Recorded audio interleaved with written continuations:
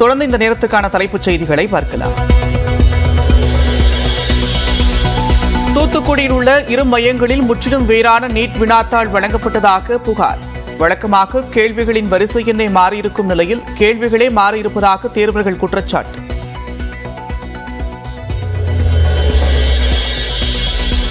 தருமபுரி, கிருஷ்ணகிரி, திருப்பத்தூர் மாவட்டங்களில் இன்று கனமழை பெய்ய வாய்ப்பு. நெல்லையின் மலைப்பகுதிகள், தென்காசி, தேனியிலும் இன்று கனமழை பெய்யக்கூடும்.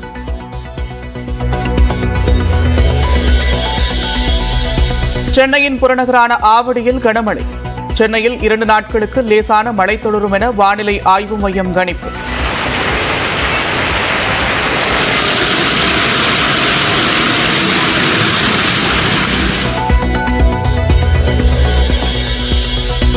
தமிழகத்தின் உள் மாவட்டங்களில் அதிகபட்ச வெப்பநிலை 3 டிகிரி செல்சியஸ் அளவிற்கு அதிகரித்து காணப்படும். வானிலை ஆய்வு மையம் தகவல்.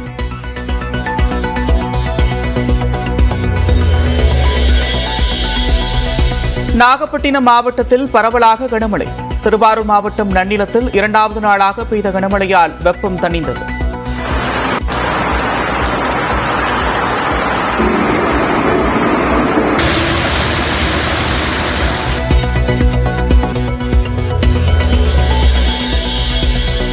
கொடைக்கானல் நகர்ப்பகுதிகளில் மிதமான மழை. நட்சத்திர ஏரியில் மழையில் நனைந்தபடி படகு சவாரி மேற்கொள்ளும் சுற்றுலா பயணிகள்.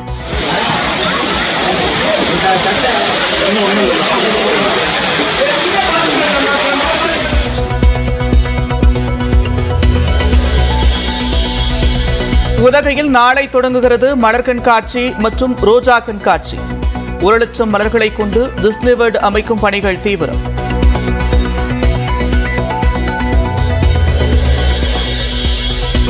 தொழில் பயிற்சி நிலையங்களில் மாணவர் சேர்க்கைக்கு நாளை முதல் விண்ணப்பிக்கலாம். அடுத்த மாதம் 7ஆம் தேதி கடைசி நாள் என்று அறிவிப்பு.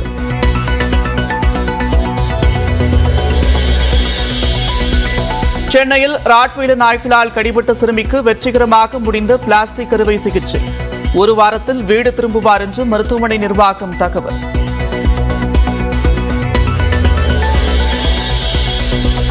நாமக்கல் மாவட்டம் ராசிபுரம் அருகே 3 சிறுவர்களை கடித்த திருநாய்.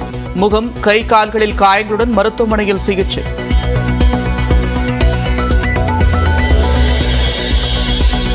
விழுப்புரம் மாவட்டம் மரக்காணம் அருகே பட்டாசு ஆலையில் தீ விபத்து. திடீரென பட்டாசுகள் வெடித்து சிதறியதில் ஆலை உரிமையாளர் காயம்.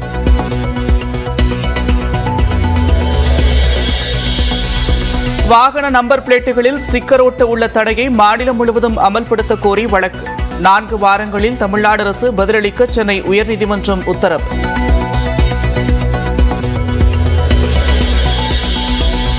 சிபிசிஐடிக்கு மாற்றப்படுகிறதா நெல்லை காங்கிரஸ் பிரமுகர் ஜெயக்குமார் மரண வழக்கு. 5 நாட்களாகியும் தனிப்படை போலீசார் விசாரணையில் எந்த முன்னேற்றமும் இல்லாததால் சிபிசிஐடிக்கு மாற்ற திட்டம்.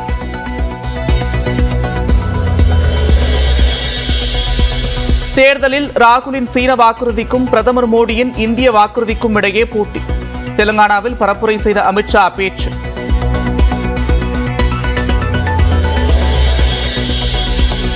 எதிர்காலத்திற்கு தேவை 5 கிலோ அரிசியா, வேலைவாய்ப்பா என்று முடிவு செய்யுங்கள். உத்தரப்பிரதேசத்தில் நடந்த பரப்புரையில் பிரியங்கா காந்தி பேச்சு.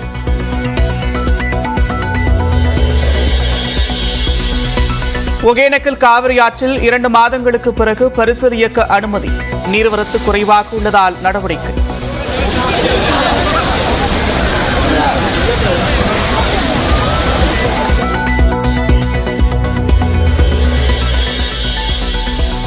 ராமநாதபுரம் மாவட்டம் திருப்புல்லானி அருகே தலைக்குப்புற கவிழ்ந்த பேருந்து.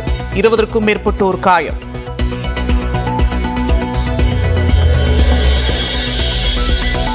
கன்னியாகுமரி அருகே பஞ்சலிங்கபுரம் கோவில் தெப்பக்குளத்தில் மூழ்கி 2 சிறுமிகள் உயிரிழப்பு.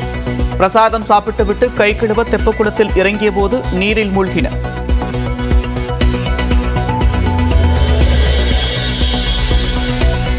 தேர்தல் நடக்கவுள்ள ஆந்திராவில் லாரியில் கடத்தப்பட்ட 8 கோடி ரூபாய் பறிமுதல். ஹைதராபாத்திலிருந்து குண்டூருக்கு பணத்தை கடத்தியதாக விசாரணையில் தகவல்.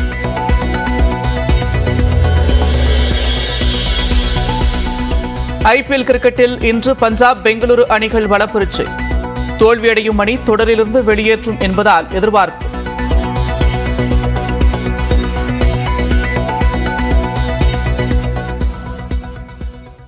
கொடைக்கானல் மேல்மலை கிராம பகுதியில் பெய்து வரும் மழையால் மன்னவனூர் அருகே சாலையின் குறுக்கே ராட்சத மரம் விழுந்திருக்கிறது. இதனால் அந்த பகுதியில் போக்குவரத்து பாதிக்கப்பட்டுள்ளது. கூடுதல் விவரங்களோடு செய்தியாளர் ஜாபர் சாதிக் இணைக்கிறார். ஜாபர் சாதிக், விவரங்கள்.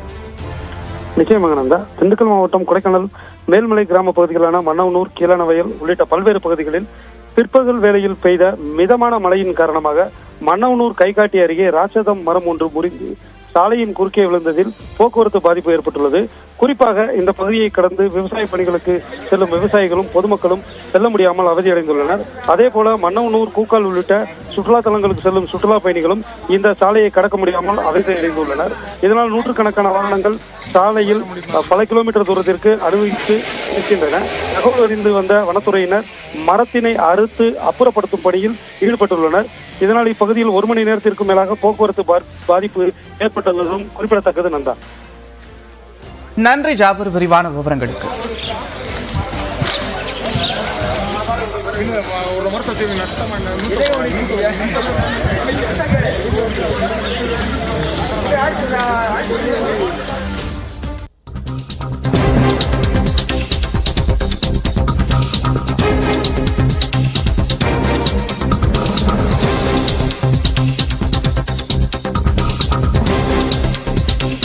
திருச்செந்தூரில் கடல் உள்வாங்கியிருக்கிறது. அண்மை செய்தியாக பார்க்கிறோம். சுமார் 20 அடி தூரம் வரைக்கும் கடல் உள்வாங்கியிருப்பதால் பாறைகள் தென்பட தொடங்கியிருக்கின்றன. கடந்த 2 தினங்களுக்கு முன்பு கடல் சீற்றமாக காணப்பட்ட நிலையில் தற்போது கடல் உள்வாங்கியிருக்கிறது. அந்த பகுதியில் மக்கள் அதை பார்க்கக்கூடிய காட்சிகளை பார்க்கிறோம். சுமார் 20 அடி தூரத்திற்கு கடல் உள்வாங்கியிருப்பதால் பாறைகள் தெரிய ஆரம்பித்திருக்கிறது.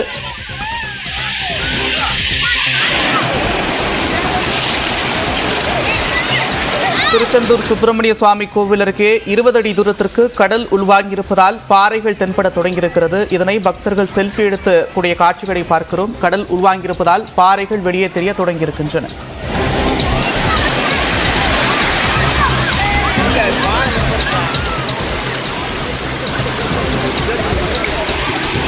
கடந்த சில தினங்களுக்கு முன்பு தமிழகத்தின் பல்வேறு பகுதிகளில் கடல் சீற்றத்துடன் காணப்பட்டது. பல்வேறு கடல் பகுதிகளில் குளிக்க தடை விதிக்கப்பட்டிருந்தது. அதேபோல தற்போது திருச்செந்தூரில் கடல் உள்வாங்கியிருக்கிறது. சுமார் 20 அடி தூரத்திற்கு கடல் உள்வாங்கியிருப்பதால் கரையோரம் இருக்கக்கூடிய பாறைகள் தென்பட தொடங்கியிருக்கின்றன. பாறைகளின் மீது ஏறி பக்தர்கள் செல்ஃபி எடுத்து வருகின்றனர். கூடுதல் விவரங்களோடு செய்தியாளர் முரளி கணேஷ் இணைக்கிறார். முரளி கணேஷ், விவரங்கள். நந்தா, முருகனின் அறுபடை வீடுகளில் 2ஆம் படை வீடான திருச்செந்தூர் சுப்பிரமணிய சுவாமி கோவிலினுடைய கடல் கிட்டத்தட்ட 20 அடிக்கு மேல உள்வாங்கி இருக்கிறது. அந்த காட்சிகளை தான் நாம இப்ப பார்த்துக்கிட்டு இருக்கிறோம். பொதுவாகவே இந்த விடுமுறை காலங்களில் ஏராளமான பக்தர்கள் திருச்செந்தூர் சுப்பிரமணிய சுவாமி கோவிலுக்கு கடல்ல புனித நீராடி சுவாமி தரிசனம் செய்யறது வழக்கம். அந்த அடிப்படையில பக்தர்கள் இன்றும் கோயிலுக்கு அதிக அளவு வந்திருந்தாங்க. வந்திருக்கக்கூடிய பக்தர்கள் கடல்ல புனித நீராட போகும்போது பார்த்தா கோவில் கடற்கரையில கிட்டத்தட்ட ஒரு 500 மீட்டர் தள்ளி இருக்கக்கூடிய கடல் பகுதியில முற்றிலுமாக கடல் உள்வாங்கி இருக்கிறது. கிட்டத்தட்ட 20ல இருந்து 25 அடி வரைக்கும் கடல் உள்வாங்கி இருக்கிறது. இதன் காரணமாக பாசி பிடித்திருக்கக்கூடிய பாறைகள், பவளப்பாறைகள் எல்லாம் தெரியுது.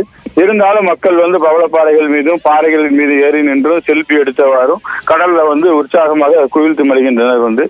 ஏற்கனவே 2 தினங்களுக்கு முன்பு பக்தர்கள் கடல்ல புனித நீராடுறதுக்கு தடை விதிக்கப்பட்டிருந்த நிலையில இன்று கடல் உள்வாங்கி இருக்கிறது. இருந்தாலும் பக்தர்களுக்கு எந்த விதமான கட்டுப்பாடும் விதிக்கல. பக்தர்கள் வழக்கம் போல கடல்ல புனித நீராடி சாமி தரிசனம் செய்து வருகின்றனர். நன்றி முரளி கணேஷ், விரிவான விவரங்களுக்கு.